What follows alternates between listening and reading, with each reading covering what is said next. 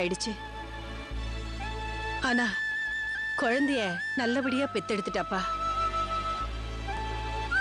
அம்மா, மீனா குழந்தை பிறந்துருச்சா? என்ன குழந்தைமா? ஆம்பளை பிள்ளை பிறந்திருக்கு. ஆண்டவா, தேங்க் காட். அப்பா, ஏதாச்சும் ஏடா குடும்பமா போயிருந்தா நான் தான் ரொம்ப கஷ்டப்பட்டிருப்பேன். Thank you so much uncle. எனக்காக நீங்க அவ்வளவு தூரம் போய் பார்த்துட்டு வந்ததுக்கு. உனக்காக இல்லம்மா, நம்ம எல்லாருக்காகவும் தான்.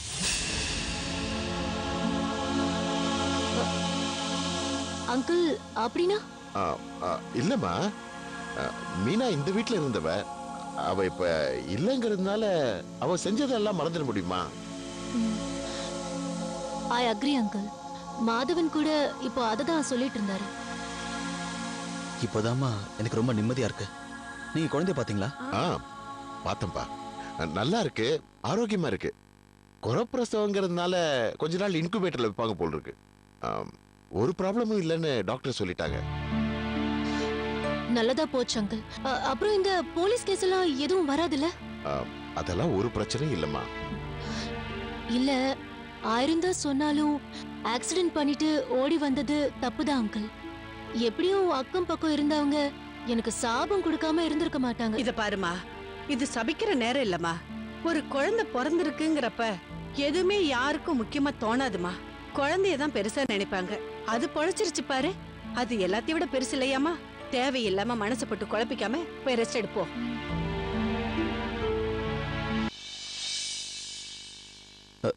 அப்பா, மீனா ஹாஸ்பிடல் செலவுக்கு நீ ஒன்னும் கவலைப்படாதடா.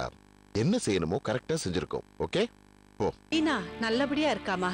ஆண்டவன் புண்ணியத்துல அவளுக்கு ஒண்ணும் ஆகல. மீனாக்கு ஆக்சிடென்ட்னு அவந்திகா அம்மா வந்து சொன்னப்போ எனக்கு பாதி உசுறு போயிடுச்சுமா. உண்மையிலேயே மனசு கஷ்டமாயிடுச்சுமா. சரோஜா, புரியுதுமா. நானும் உமாவும் அவளை புரிஞ்சுக்காம இருந்த சமயத்துல கூட நீ மீனாவோட அனுசரணையா இருந்திருக்க. அவளுக்கு அடிபட்டதுன்னு தெரிஞ்ச உடனே நீ எவ்வளவு வேதனைப்பட்டிருப்பேன்னு புரியுதுமா. அவங்களுக்கு ரொம்ப ஆசைங்கய்யா, இந்த வீட்டுக்கு ஒரு ஆம்பளை வருஷம் பெத்து கொடுக்கணும்னு சொல்லிக்கிட்டே இருப்பாங்க. அவ மனசு சுத்தம்மா. அப்படிப்பட்டவளுக்கு ஒண்ணு ஆகாது. அவ நினைச்சதுல நடக்கும். யோசிச்சு பாரு, இத்தனை வருஷம் நானும் உமாவும் தவம் கெடுது எதுக்காக ஆசைப்பட்டோம், அது இன்னைக்கு நடந்தது. ஆனா நானே என் பிள்ளை கிட்ட டேய் நீ அப்பா ஆயிட்டடான்னு சொல்ல முடியலையே. நிச்சயமா நடக்குங்க. கூடி சீக்கிரமே எல்லாம் நல்லபடியா நடக்கும். சரோஜா, நீயே ஆசைப்பட்டு பாயசம் செஞ்ச மாதிரி கொஞ்சம் செஞ்சு கூட. அவ ஒண்ணு சொல்ல மாட்டா. நீ போ. சரிங்கம்மா. மீனா பெரிய கண்டத்துல இருந்து தப்பிச்சிருக்கல்ல. வாங்க விளக்கேத்தி சாமி கும்பிட்டு இந்த வீட்டுக்கு ஒரு வாரிசு வராதான்னு ஏங்கிட்டு இருந்தோம். எப்படியோ ஒரு வாரிசு இந்த வீட்டுக்கு கிடைச்சிருச்சு. மீனாவ நாங்க புரிஞ்சுகிட்ட மாதிரி கூடி சீக்கிரமே மாதவனு புரிஞ்சுக்கணும் கடவுளே. இப்ப இருக்கிற சிக்கல்லாம் சீக்கிரமா விலகி மீனா நல்லபடியா இந்த வீட்டுக்கு வரணும் கடவுளே. மீனாவுக்கு ஏதாவது ஆயிடுமோன்னு நான் ரொம்ப பயந்தப்பா. என் வாழ்க்கையில நான் இந்த அளவுக்கு பயந்ததில்லை, கவலைப்பட்டதில்லை. ஆனா இன்னைக்கு எங்களுக்கெல்லாம் மேல நீ இருக்கன்னு நிரூபிச்சிட்டப்பா. எனக்கு இது போதும்பா. எங்க ரெண்டு பேருக்கும் இதே போதும்பா. என்ன அங்கிள் இதெல்லாம்? என்ன இதெல்லாம்னு கேக்குறேன்.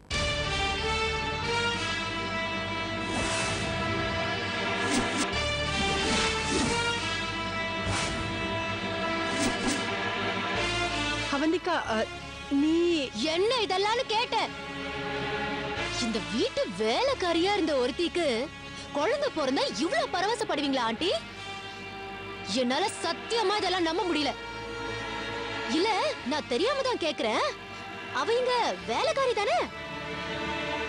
தப்பா நினைச்சுக்காதீங்க ஆண்டி.